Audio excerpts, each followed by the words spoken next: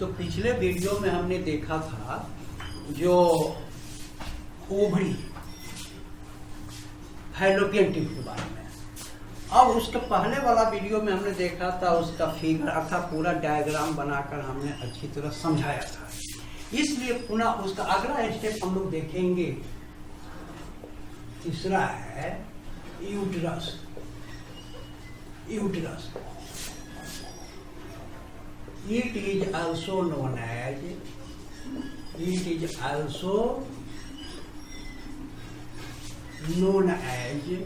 womb. The number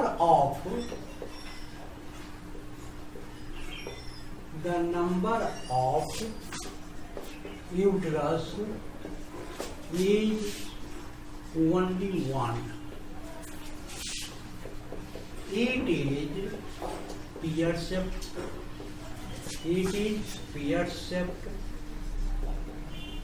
अर्थात यह नाशपाती के आकार का होता है और इसको क्या कहा जाता है, हिंदी भी कहते हैं, क्षेत्रीय भाषा में हिंदी इसको गर्भाधानी या गर्भाशय के नाम से भी जाना जाता है।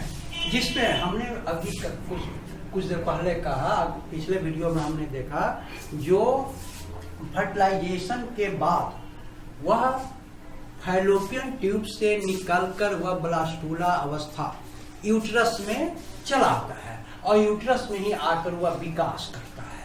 तो यहाँ हमने क्या देखा, जो यूट्रस जिसको गर्भाशय के नाम से जानते हैं, इसकी संख्या 1 होती है तथा इसको उम्ब के नाम से जाना जाता है।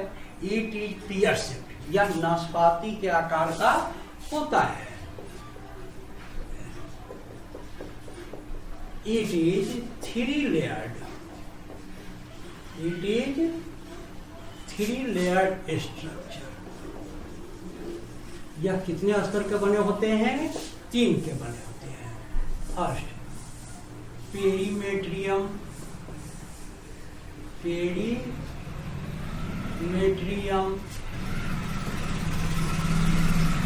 Myometrium and endometrium.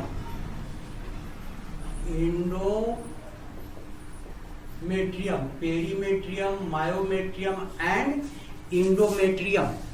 तो कितने स्तर हो गए? 3। तो now we come on first perimetrium.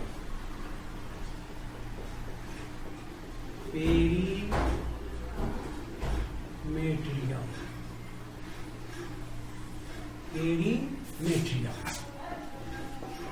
It is the outermost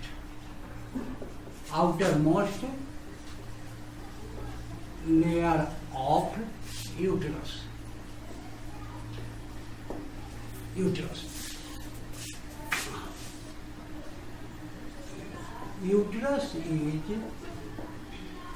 is situated. Uterus is situated in pelvic region.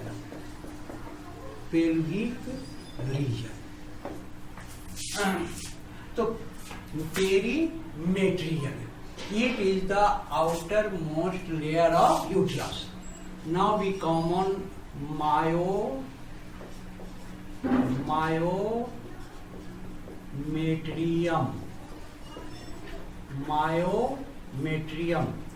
It is the middle layer.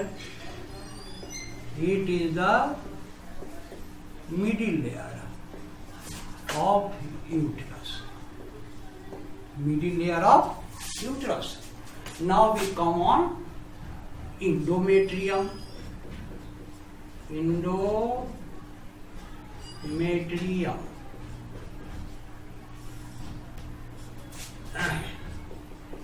It is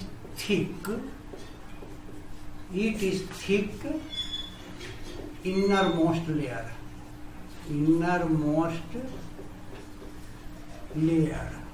of uterus. यह क्या है? यूट्रस का सबसे मोटा तथा आंतरिक स्तर होता है। हमने कहा it is thick innermost layer of uterus. This layer is highly vascularized.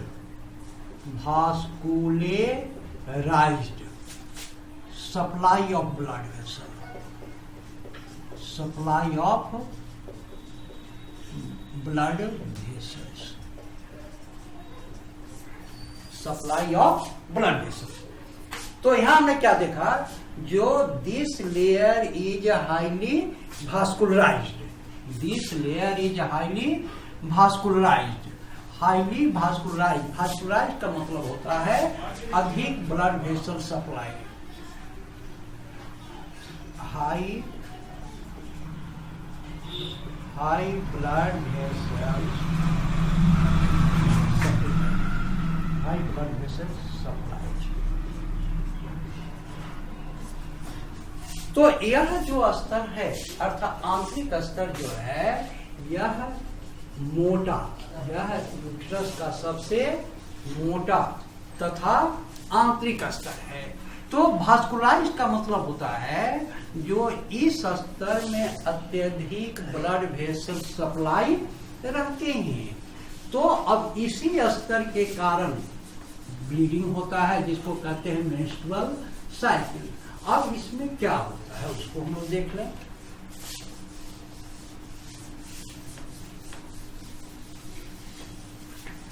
अब इसके पहले थोड़ा सा देख लीजिए क्या है.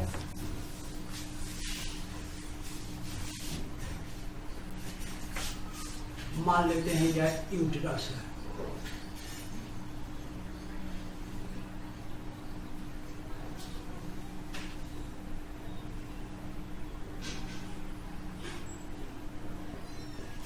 यूट्रस है तो यूट्रस के या हो गया पेरीमेट्रियम, या हो गया मायोमेट्रियम, या है इंडोमेट्रियम.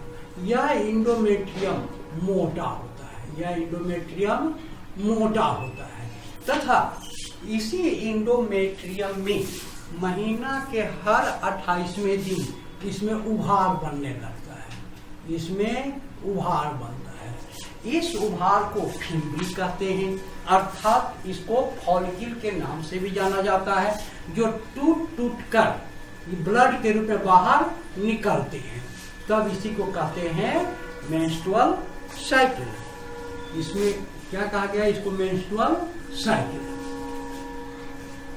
मेंस्ट्रुअल साइकिल के बारे में फिर हम लोग आगे के वीडियो में डिस्कस करेंगे, जो उसकी क्या क्रियाविधि है, कौन कौन से हार्मोन्स उसमें भाग लेते हैं, कौन कौन से हार्मोन्स भाग लेते हैं. इसमें हमने क्या देखा, 28th days of each month forms the finger-like structure in endometrium. Called as fimbri or follicles. These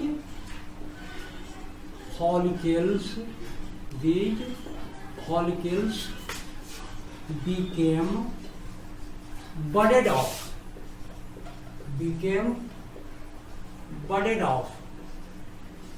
break होना, breaking, budded off,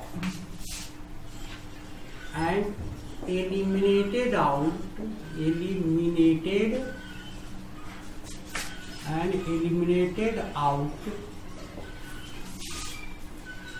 through vagina in the form of blood,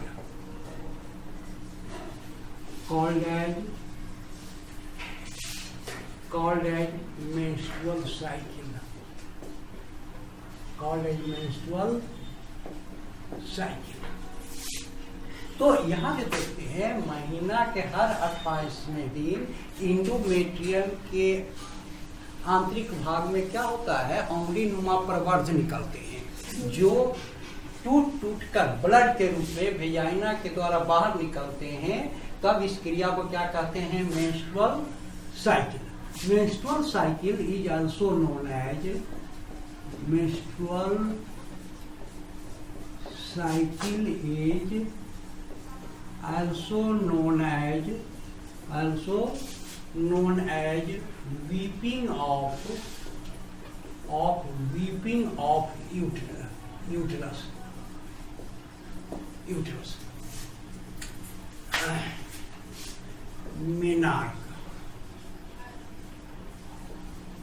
menarche। First menstrual cycle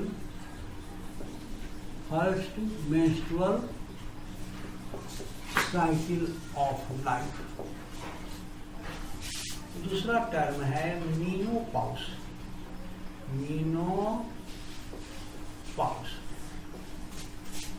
menstrual cycle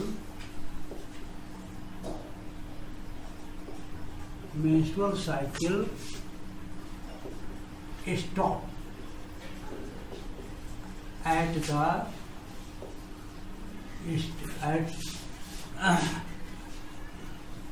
menstrual cycle stop at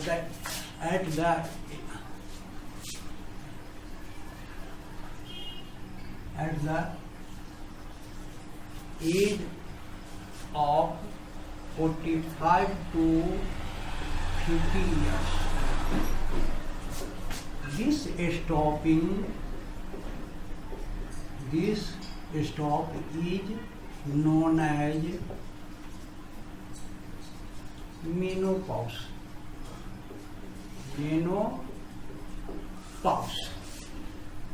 तो यहाँ हमने देखा जो जीवन का जो प्रथम अर्थात फर्स्ट जो मेंस्ट्रुअल साइकिल होता है उसको मेनार्क कहते हैं, और जो अंतिम अवस्था है that is the menstrual cycle stop at the age of 45 to 50 years। This stop is known as menopause. This stop is known as menopause.